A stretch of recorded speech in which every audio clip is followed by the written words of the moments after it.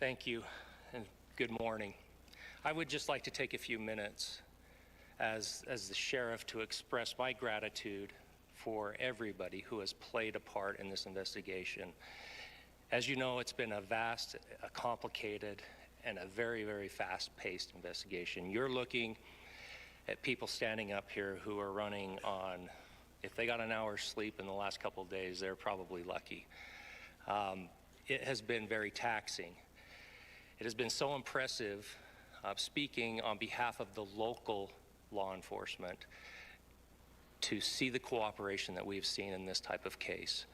Across the state, sheriffs, chiefs, our state partners have stepped up and have come to the call on anything that we needed. Our county chiefs have been phenomenal. Our Utah County Attorney, Jeff Gray, who's standing up here with us, has been phenomenal in leading us through this investigation. I would like to thank the federal government for their resources, their assets. Our local team here, our FBI team, has been extraordinary in helping us work through this and bring this person to justice. Most of all, I would like to thank the public, and specifically, I would like to thank the public who turned to prayers and who turned to positiveness for us. I would like to thank them on behalf of the law enforcement community, because we needed those prayers. That's what we needed to get through this. We needed your support, and you gave it to us. We needed your patience, and you gave it to us. And I would like to thank you for the Kirk family, because that's what they need, is your support and your prayers, and that will get us through all of this. So thank you, everybody, for everybody that have stepped up. We've had such a phenomenal response to this. Thank you.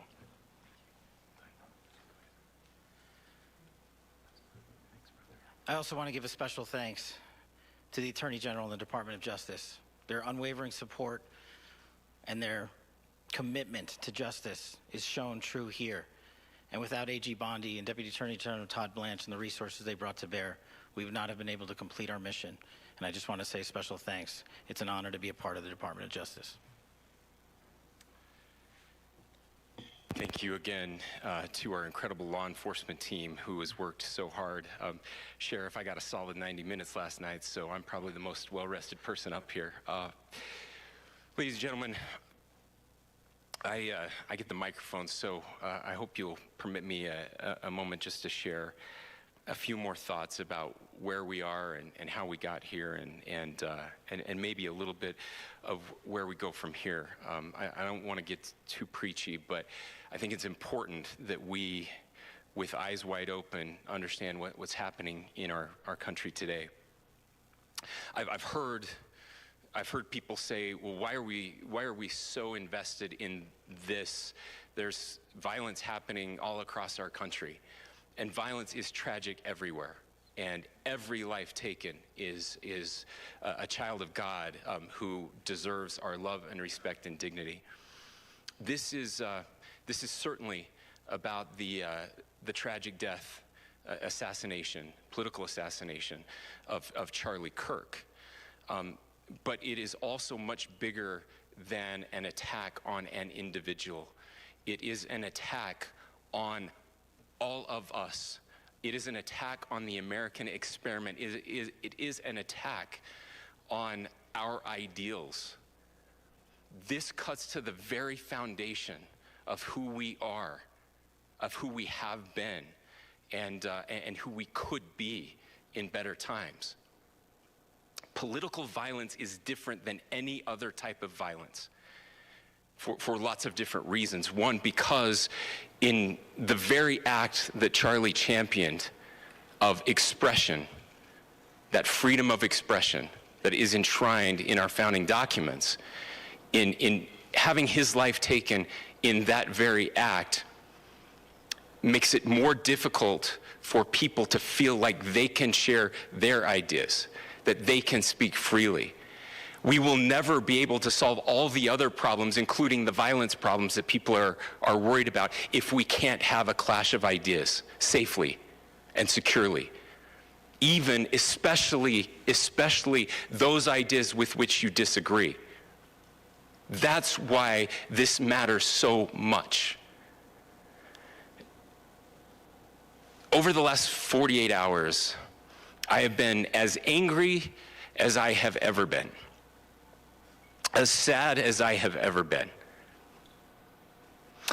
And it was, as anger pushed me to the brink, it was actually Charlie's words that pulled me back. I'd like to share some of those. And specifically right now, if I could, I need to talk to the young people in our state, in my state, and all across the country. As President Trump reminded me, he said, you know who really loved Charlie? The youths. And he's right. Young people loved Charlie, and young people hated Charlie. And Charlie went into those places anyway. And these are the words that have helped me. Charlie said, when people stop talking, that's when you get violence. He said, the weak can never forgive. Forgiveness is the attribute of the strong. The only way out of the labyrinth of suffering is to forgive. Welcome without judgment, love without condition, forgive without limit.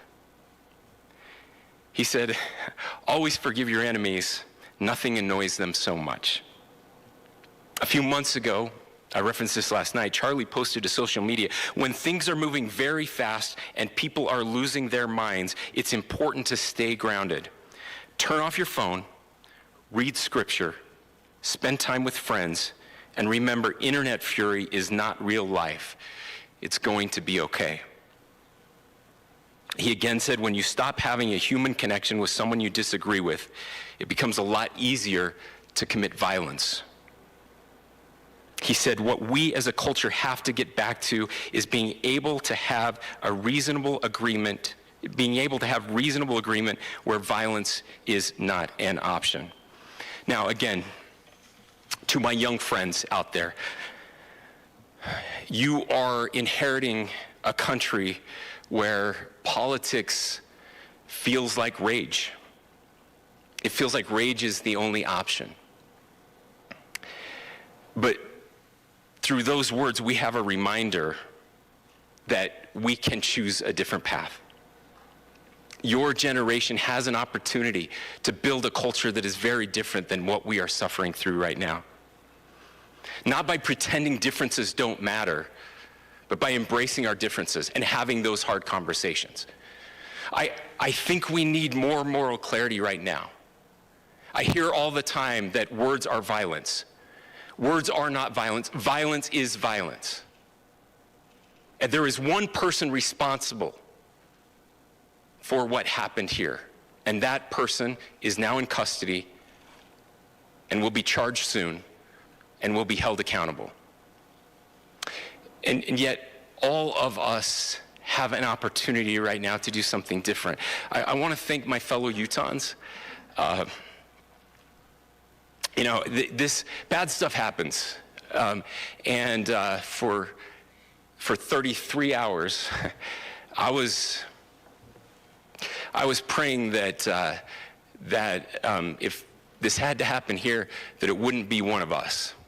That somebody drove from another state, somebody came from another country. Sadly, that prayer was not answered the way I had hoped for, just because I thought it would make it easier on us if we could just say, hey, we don't do that here. And indeed, Utah is a special place. We lead the nation in charitable giving. We lead the nation in service every year. But it did happen here. And it was one of us. But I want you to look at how Utahns reacted the last 2 nights. There was no rioting. There was no looting. There were no cars set on fire. There was no violence. There were vigils and prayers and people coming together to share the humanity. And that ladies and gentlemen, I believe is the answer to this. We can return violence with violence. We can return hate with hate. And that's the problem with political violence, is it metastasizes. Because we can always point the finger at the other side. And at some point, we have to find an off-ramp, or it's going to get much, much worse. But see, these are choices that we can make. History will dictate if this is a turning point for our country. But every single one of us gets to choose right now if this is a turning point for us. We get to make decisions. We have our agency. And I desperately call on every American, Republican, Democrat, liberal, progressive, conservative, MAGA, all of us to please, please, please follow what Charlie taught me.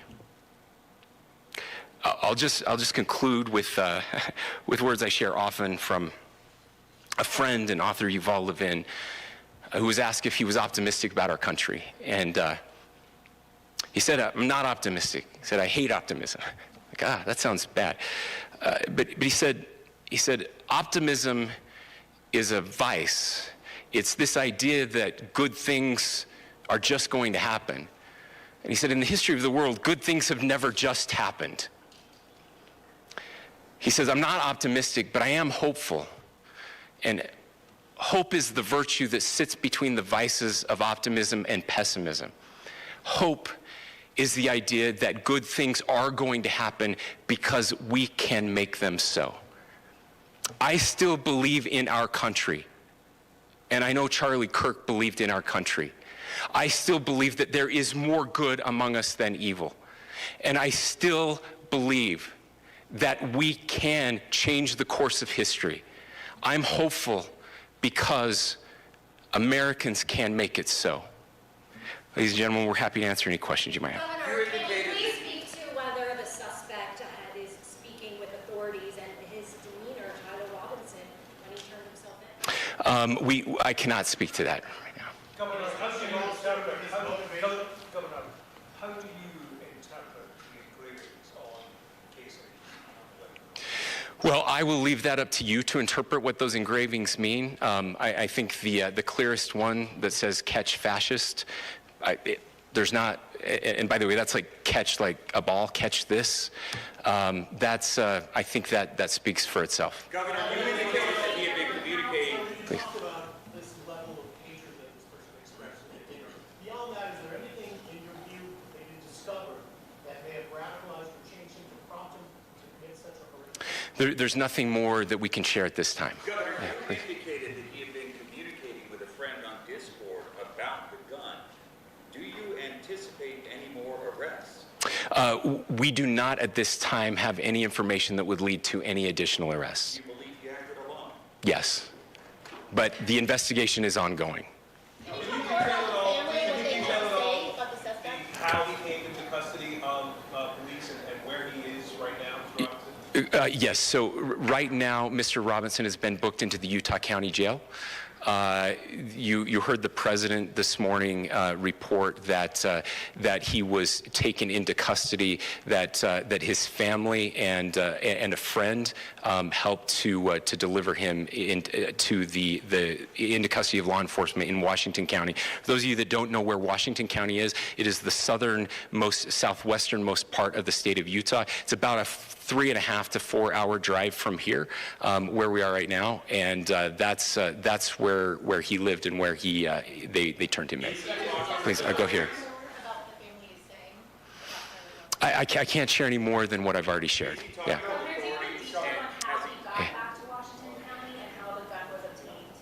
So how we obtained the gun was found here.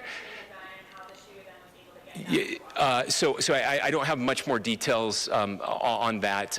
We do know that he drove. We had his car here on campus, and then we had his car going south back to the St. George. It's actually the city of Washington in Washington County. Is he talking with authorities and did he discuss a load? I'm sorry? Did the suspect plan to carry out any other We don't have any information that would lead us to believe that. Yes, in fact, it was just released. Is Yes. he talking with authorities, and did he discuss a motive? I can't answer that right now. Yeah, thank you. Over here. Spoken very eloquently about trying to reunite this country. Do you feel that this is a watershed in American history? I absolutely believe that this is a watershed in American history, yes. The question is what kind of watershed? And that chapter remains to be written. Is this the end of a dark chapter in our history or the beginning of a darker chapter in our history? Look, I mean, if you look at true political assassinations in this country of someone of this stature, this feels a lot like the late 60s. And having one so gruesomely displayed on camera in all of our hands and in all of our pockets, we are not wired as human beings biologically, historically. We have not evolved in a way that we are capable of processing those types of violent imagery. And by the way, we've seen another one with a gruesome stabbing very recently that went viral. This is not good for us. It is not good to consume. Social media is a cancer on our society right now. And I would encourage people to log off, turn off, touch grass, hug a family member, go out and do good in your community. That is happening, and it's happening organically right now. I had a friend in a small city in Utah who said, we're getting together, the Republicans and Democrats in my little town are getting together to have a discussion last night, just to find a way to find their better angels. So yes, this could be, I mean, again, you have to go back to JFK to have seen a video live of something like this happening. I wasn't born until 1975, but I know that things were really dark in the late 60s. Sorry to some of you. I know some of you were there. But this is our moment. Do we escalate, or do we find an off-ramp? And again, it's a choice. It's a choice, and every one of us gets to make that choice. Two more questions right here. Could we clarify that the release of those enhanced images at 8 p.m., the timeline that Director Patel gave us, led to the arrest at 10 p.m.? Is there a direct connection between those two events? I cannot comment if there is a direct connection or not, but all I can say is that through some process, the family came to know that this had happened. One more thing, Governor. Could you just clarify the clothing issue you mentioned earlier? Was he changing outfits? Correct. Yes. So when he's first spotted on campus, he has different clothing on, and then he changes clothing on the roof, and then changed back into that clothing at some point, so that when he was apprehended, when he was arrested, the clothing matched the clothing he had on before the shooting here at UVU. Last question here. Yes. The suspect was from Utah. Can you kind of tell us a little bit more about where, and was he a student here at this university, and is there any history of mental illness? Yeah. So I don't have any information on the mental illness part. He was not a student here at UVU. He was living and had lived for a long time with his family in Washington County, in the southernmost part of our state. Thank you, everyone, for your great work in getting this information out. I would just say, process-wise, this may be important. I know many of you aren't familiar with the process in Utah. I think it's important that you understand that. Basically, we have 3 days for charging documents to be filed. A CI will be filed. We'll have more information then, more detailed information, as those charging documents are filed in preparation for a preliminary hearing. So 3 days. So we would anticipate then that early next week those charging documents will be filed. We will obviously be working. The county attorney will be working very closely with Mr. Kirk's family as those documents and decisions are prepared and made. Thanks, everyone. Voilà, Madame, Monsieur, c'est donc la toute première conférence de presse concernant l'arrestation de je nomme ça Robinson Tyler ou Tyler Robinson, que autorité yo estimé yo joine comme suspect Jusqu'à maintenant, ils ont jeune monsieur, ils ont arrêté monsieur comme suspect principal dans la mort Charlie Kirk. Monsieur Linan mais autorité policière yo, judiciaire également, côté que yo présenté normalement qu'on y a visage monsieur Mark Shot ou bien photo que vous fait pour lui pendant que l'inamé la police dans prison qu'on y a monsieur il a pas bail trop information, trop détails. Monsieur parlé de assassinat là. Titan que je prends, que nous capable de prendre avec vous aussi, c'est un temps, nous capable dire, petit tâche, petit pape dans le dos, ou un samedi là, un petit tape de félicitations, de compliments pour le travail accompli. Regardez, c'est déclaration ça que l'autorité a fait. N'a parlé de gouverneur Utah. Monsieur fait déclaration ça. Il dit que il a gagné un numéro. Donc, il a gagné Tyler Robinson comme principal suspect. Nous sommes capables de dire qu'il va charger lui dans 3 jours selon une responsable qui fait comprendre que le processus là dans la cour Utah, c'est comme ça que lié.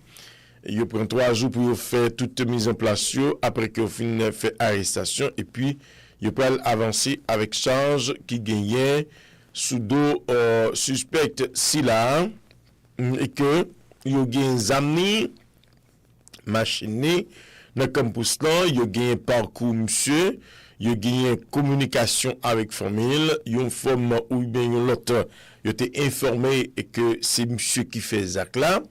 Il parlait avec autorité yo, gagné un ami monsieur avec famille monsieur qui parlait ensemble avec la police qui était censé impliquer, il dit et jeune monsieur ne Caroline Washington non. Quelques 4 heures durées par rapport à côté que Zach là li passé à Utah Valley University et côté que autorité yo tapé parler et tapé conférence de presse là. Donc monsieur yo présenté une table sombre de situation qui gagnait journée Zodia en dedans pays les États-Unis et climat politique là il fait comprendre que l'ISA est-ce que c'est Kounia et que monsieur comprenne ça crime politique ça eh bien il secoué tout pays d'après autorité qui dit que nation li gen chance pour le choisir à partir de jeudi après ça passé est-ce que yo voulez tourner une nation côté que violence a dominé ou bien yo voulez tourner une nation démocratique et que yo accepter droit à la parole que chaque monde gagne de la diversité. Est-ce que ça qui passe là li pas doué un point culminant qui dit est-ce que n'a avancé dans un chapitre qui noir en deux pays ou bien n'a tout changé ou bien n'a continué là-dedans. Est-ce que c'est commencement chapitre là ou bien c'est continuité li ou n'a été fait ensemble avec lui pour nous traduire pour déclaration que autorité. Côté que l'espoir li garantit et que bagay yo capable changer. Cependant, faut que nous voulons que yo changer et c'est pour nous travail pour changer selon autorité qui fait comprendre que li facile pour longer doit tout une sous l'autre dans un secteur dans un coin quelconque on s'amdoula pour dire que c'est adversaire là qui est responsable pendant que et nous pas prendre conscience pour nous chita pour nous changer bagay yo qui pas ta fait comme ça selon toujours déclaration autorité qui ti crasse plus loin déclarer que journée aujourd'hui réseaux sociaux sont cancer que lié en dans pays qui bagay réseaux sociaux sont cancer que lié yo de fermer téléphone yo de fermer yo et puis penser à famille et société madame Marcelin pasteur Roberto famille et société sur le réseau Pstars radio et télévision cependant n'a dit que famille et société ou à prendre connaissance de lui c'est lorsque ou prend téléphone c'est lorsque ou chita devant computer ou prend ou utiliser yo pour un bon bagay pasteur Roberto sœur Jésus là OK? C'est là nous continuer informer, continuer encourager yo pour prendre téléphone yo, tenir en on pour un bon bagage. C'est pas pour nous faire tripotage, c'est pas nous faire prendre vieille photo à mettre dehors, prendre photo moun a publier sans raison. Ou bien parce que raille moun ou raille ça la fait. Non. D'une famille et société sur le réseau Sur Pstars, FM, radio et télévision, continuez à encourager mon yo, continuez à travailler avec yo, continuez à informer yo, continuez à éduquer yo, continuez à conseiller yo, continuez à suggérer yo. Pstars, continuez à travailler là, même si c'est difficile, même dans la douleur. N'a pas continuer parce que société noire, les besoin d'entendre la voix de la raison. Société noire, il y a besoin de monde qui parle avec eux, qui pour dire que violence c'est pas la solution. Société noire, besoin de comprendre et que bagay yo ka mieux que les gens qui yo ya.